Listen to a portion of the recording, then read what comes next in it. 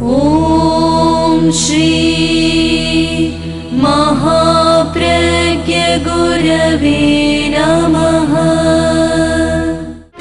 जिसके सांसों में रहता है शाश्वत शांति का स्पंदन, उस महाप्रज्ञ को वंदन, उस महाप्रज्ञ को वंदन। सत्य अहिंसा अनेकांत को अर्पित जिसका तन मन, उस महाप्रज्ञ को वंदन, उस महाप्रज्ञ को वंदन। जिसके सांसों में रहता है शाश्वत शांति का स्पंदन, उस महाप्रज्ञ को वंदन, उस महाप्रज्ञ को वंदन।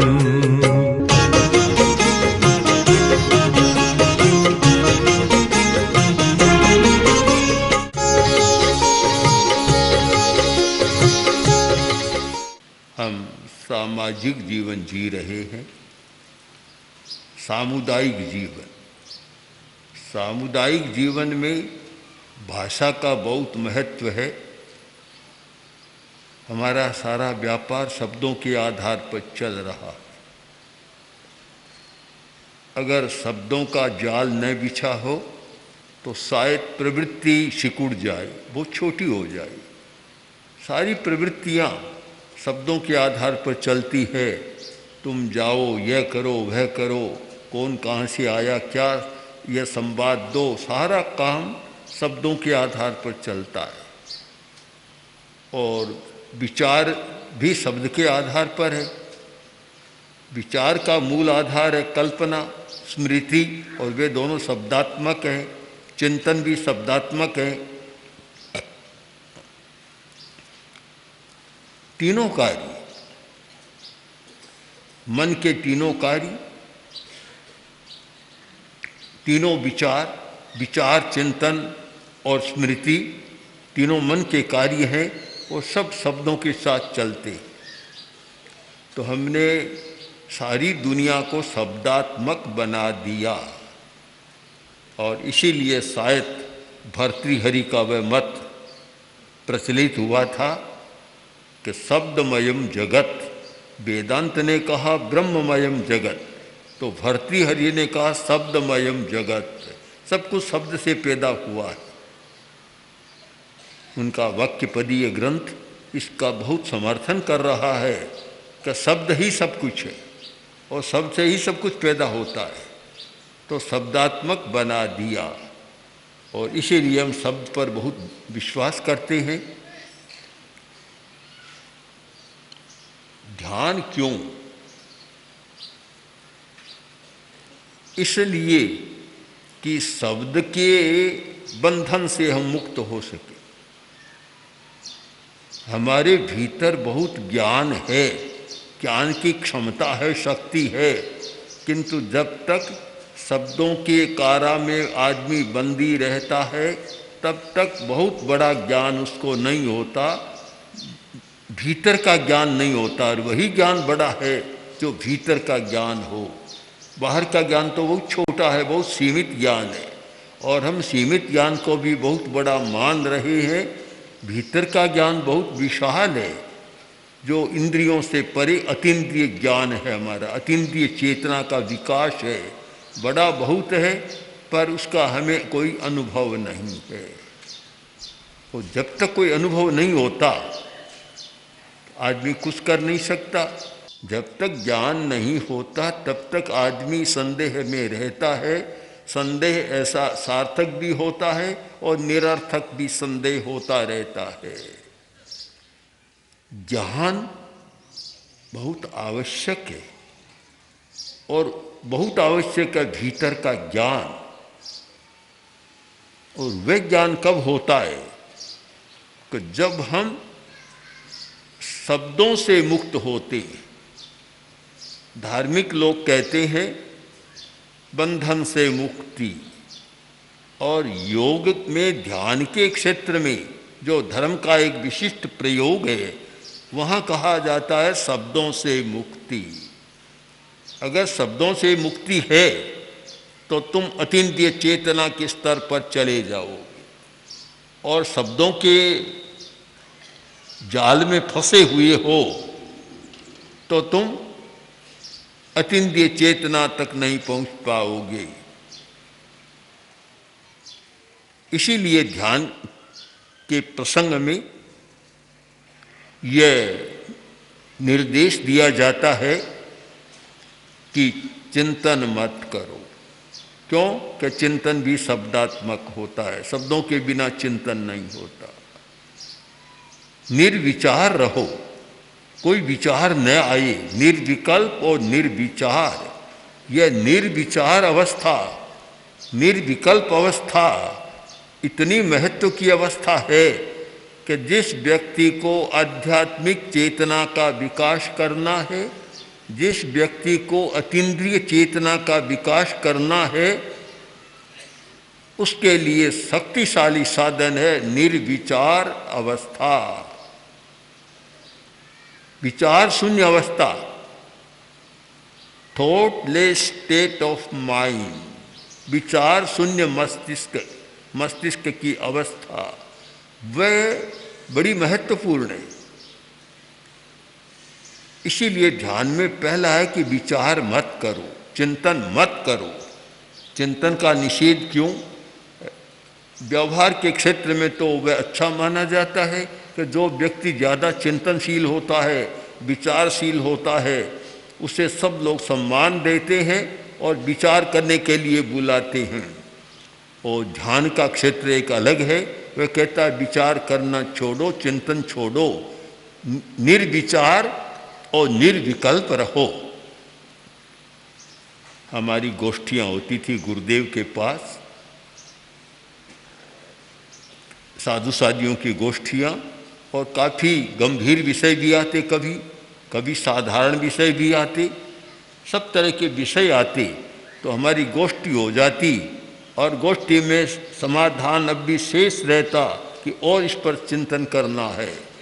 गोष्ठी संपन्न हो रही है, सब हम जा रहे हैं गुरुदेव को वंदना कर, तब गुरुदेव मुझे कहते हैं कि हमने चिंतन तो कर लिया, अब तुम जाओ और अचिंतन में से जो निकले वह बताना। मतलब इसका मतलब अचिंतन में जो निकलता है, चिंतन वहाँ तक पहुँच ही नहीं पाता।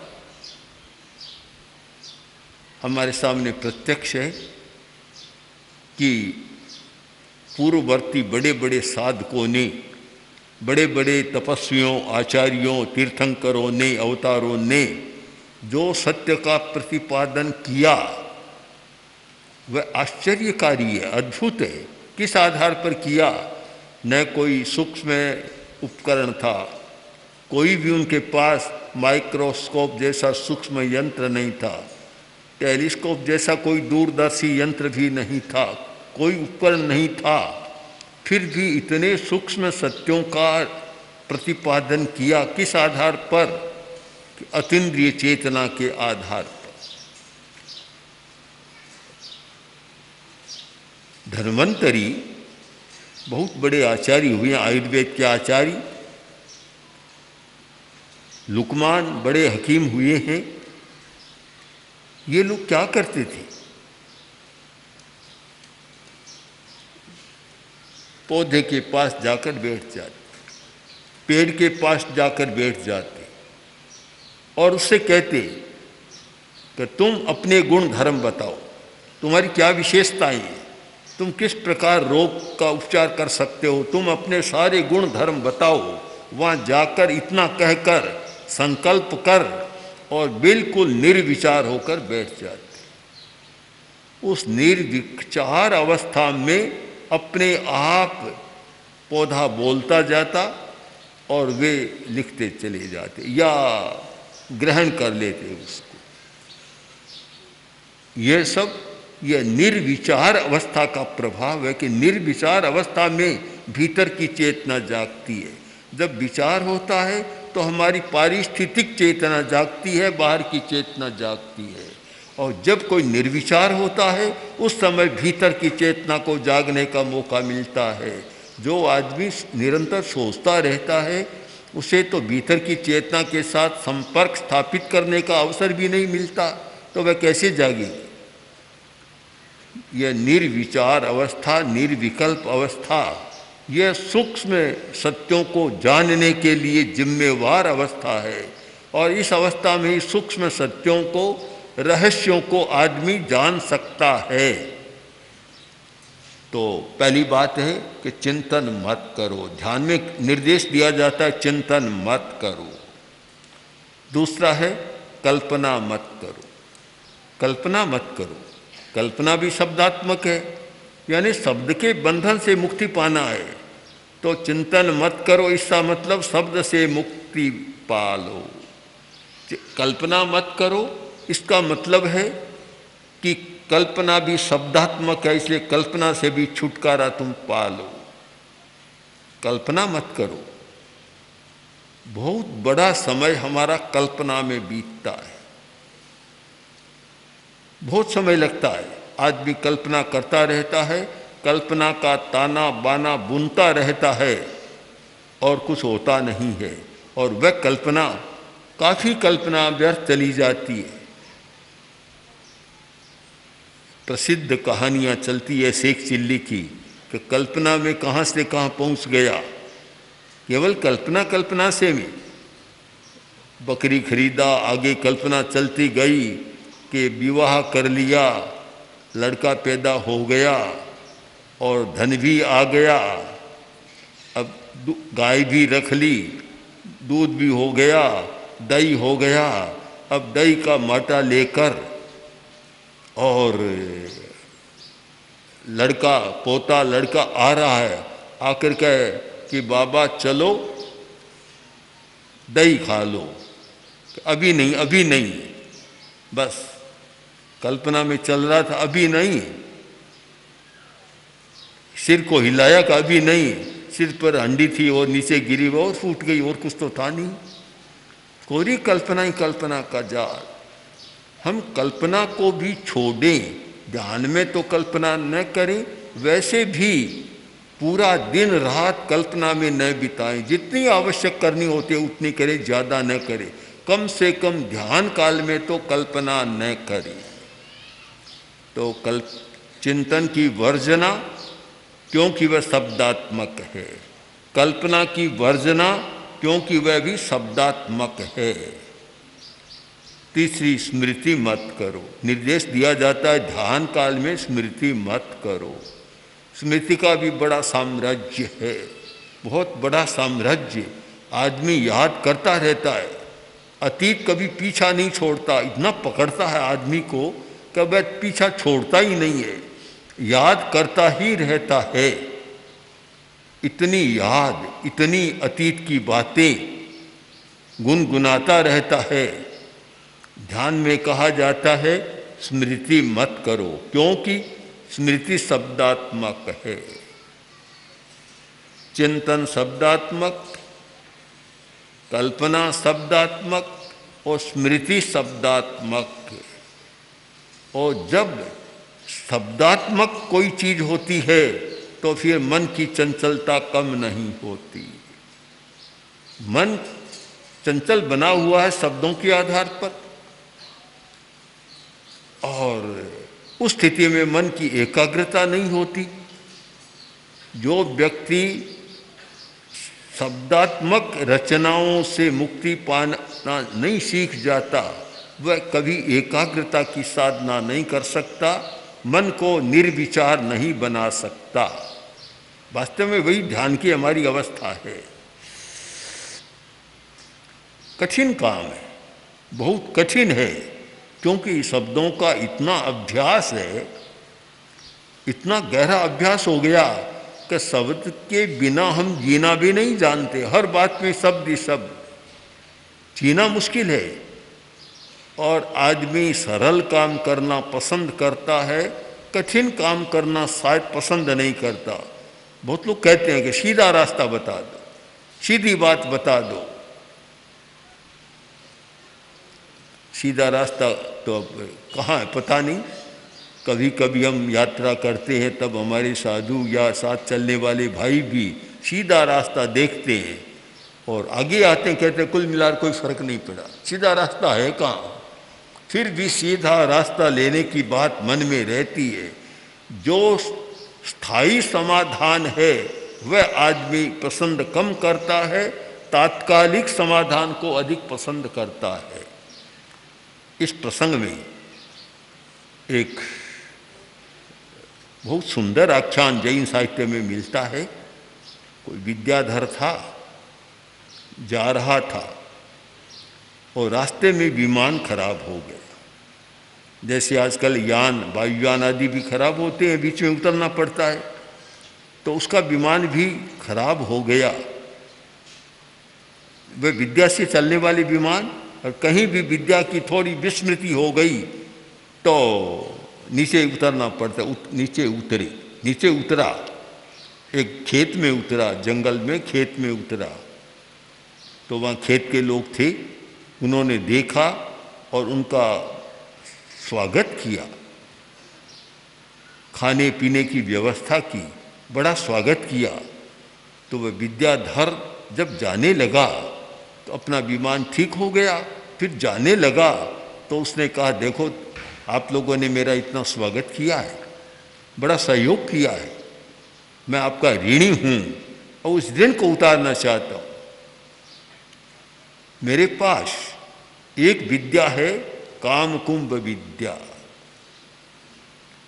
कामकुंभ विद्या है, वह विद्या तुम सीख लो, फिर घड़े को सामने रखो और उससे जो मांगो तुम्हें मिल जाएगा।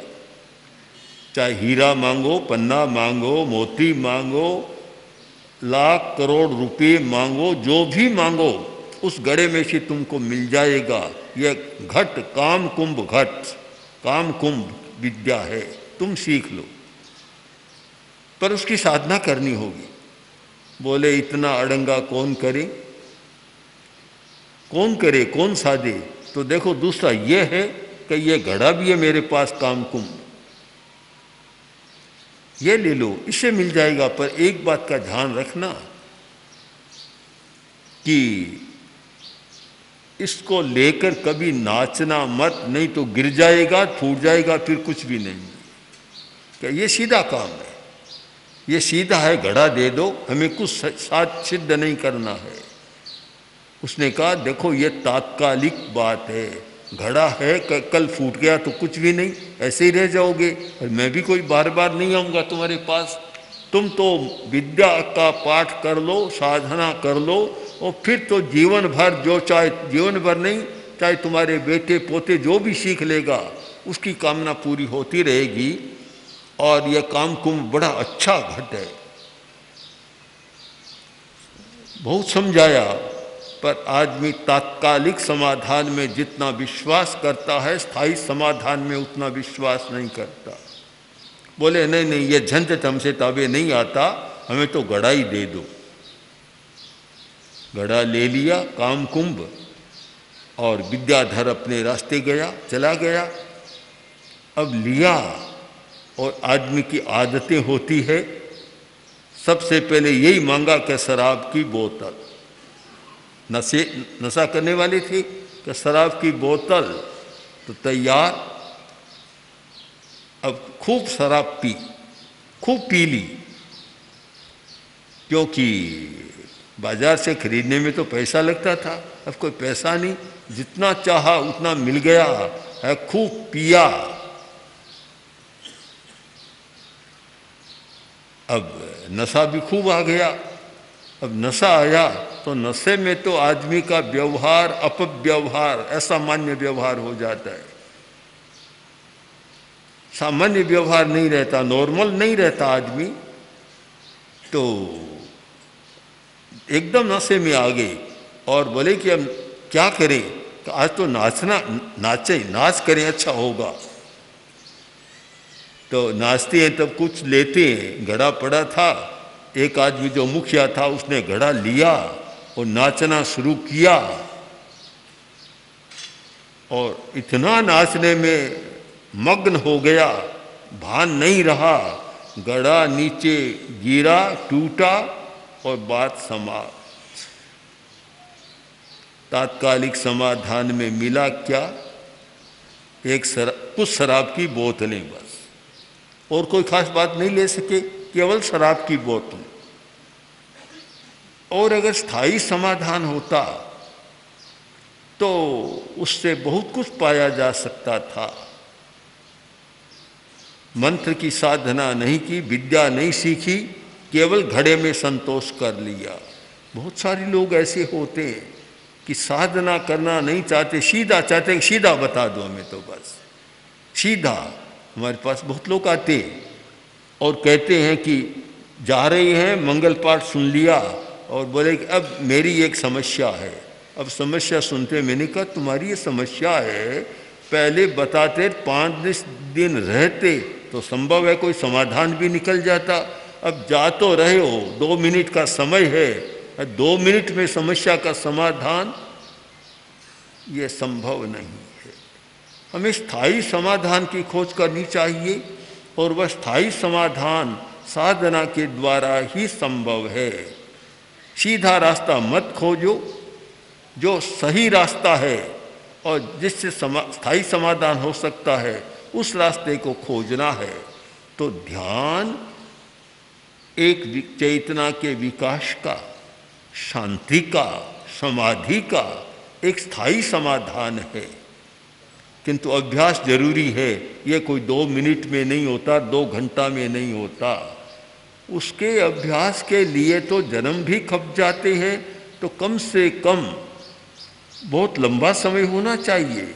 शिविर में आने वाले भी सोचें कि 10 दिन में कोई ध्यान सद नहीं जाएगा, 10 दिन में तो थोड़ा प्रयोग कर लिया जाएगा, जानकारी हो जाएगी। उसे सिद्ध करने के लिए तो 5, 10, 20 वर्ष तक निरंतर घंटा 2 घंटा वह अभ्यास चले, 4 घंटा अभ्यास चले, तब जाकर एक सिद्ध होता है और फिर पता लगता है कि हमारी दुनिया क्या है, हम क्या हैं। बहुत बार आता मैं कौन हूँ आदि आदि प्रश्न पूछे जाते हैं। मैं कौन हूँ, इसका उत्तर कौन देगा? उत्तर देने वाला कौन? महर्षि रमन के पास एक व्यक्ति गया, वो जाकर बोला कि ये ऐसी बद्दी दुनिया जहाँ इतना दुख, इतना संताप, इतना तनाव सारा, ऐसी बद्दी दुनिया किसने बना दी? तो महर्षि रमन बोले कि भाई ये प्रश्न मुझसे मत पूछो, जिसने बनाई है उससे पूछो, मुझे पूछने से क्या होगा, उससे पूछो। कि वह तो मुझे दिखाई नहीं देता, कैसे पूछूं? तो पहले प्रश्न मत पूछो, पहले उसे देखने की बात करो, फिर प्रश्न उसे पूछ लेना। तो प्रश्न पहले जहाँ पूछना चाहिए, हम किससे पूछें? अब कहते हैं दुनिया में इतना दुख क्यों? अब क्यों, ये प्रश्न, इस प्रश्न का उत्तर कौन दे? प्रश्न अपने आप से पूछना चाहिए। समाधान पाने का सबसे बढ़िया रास्ता है कि अपने आप से प्रश्न पूछो, दूसरों से मत पूछो। दूसरा तुम्हें कहाँ तक समाधान देगा? अपने आप से पूछो। और अपने आप से प्रश्न पूछने की स्थिति है, वही हमारी ध्यान की स्थिति है। जब हम अपने आप से प्रश्न पूछने लग जाते हैं, अपना अन्वेषण करने लग जाते हैं और अपने आप को देखना शुरू कर देते हैं, उस अवस्था में जो हमारी चित्त की अवस्था होती है वह हमारी ध्यान की अवस्था है और उसी में हमें स्थायी समाधान मिलता है। इसलिए जो ध्यान में रस लेने वाले, उसका प्रारंभ करने वाले पहले से ही ये चिंतन कर लें कि हमें क्या करना है। 10 दिन का शिविर, जितना भी शिविर हो, उसमें क्या करना है, तो सबसे ज़्यादा यही विचार करें कि जहाँ तक संभव हो शब्दों से दूर रहना है, शब्दों से मुक्ति पाने का प्रयत्न करना है। शब्दों से मुक्ति पाना है, बस एक काम समझ में आ जाए कि जितना कम शब्दों का व्यवहार हो, मौन करना है, ज़्यादा बोलना नहीं है, अनावश्यक बात नहीं करना है, अनावश्यक स्मृति नहीं करना है, अनावश्यक चिंतन नहीं करना है और अनावश्यक कल्पना भी नहीं करना है। जितनी जीवन यात्रा चलाने के लिए जरूरी उतना करना है। इतनी बात समझ में आ जाए तो ध्यान का अभ्यास बहुत अच्छा हो सकता है और वह अभ्यास आगे स्थायी समाधान की ओर व्यक्ति को ले जा सकता है। इसलिए ध्यान करने वाले व्यक्ति को पहले ध्यान के उद्देश्य और परिपार्श्व को समझ लेना चाहिए। ओम आर। ओम श्री महाप्रज्ञ गुरवे नमः। ओम श्री महाप्रज्ञ गुरवे नमः।